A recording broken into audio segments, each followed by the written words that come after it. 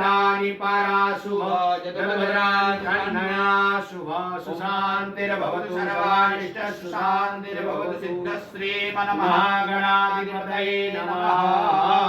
गणपति जी को 14 बार नमस्कार करिए। श्रीमन्महागणाधिपतये नमः। लक्ष्मीनारायणाभ्यां नमः। हिरण्यगर्भाभ्यां पुरन्दराभ्यां नमः। माता पितामहेभ्यो नमः। देवताभ्यो नमः। देवताभ्यो नमः। देवताभ्यो नमः। देवताभ्यो नमः।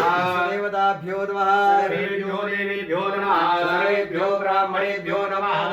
बुद्धिसहिताय श्रीमन्महादेवताभ्यो सोमनाय वाकुमे दुर्गणादक्षो बालचन्द्रो गजाननादरामानि अपरे शृणुयादपि विद्यारम्भे विवाहे च प्रवेशे निर्गमे तदा वै सङ्कटे चैव विघ्नस्तस्य न जायते सुगां वरदनं देवां शशिवर्णं चतुर्भुजां प्रसन्नं ध्याये सर्वविघ्नोपशान्तये अभिष्टासिद्ध्यर्थं पूजितो यासुरासुरैः तस्मै श्रीगणाधिपतये नमः।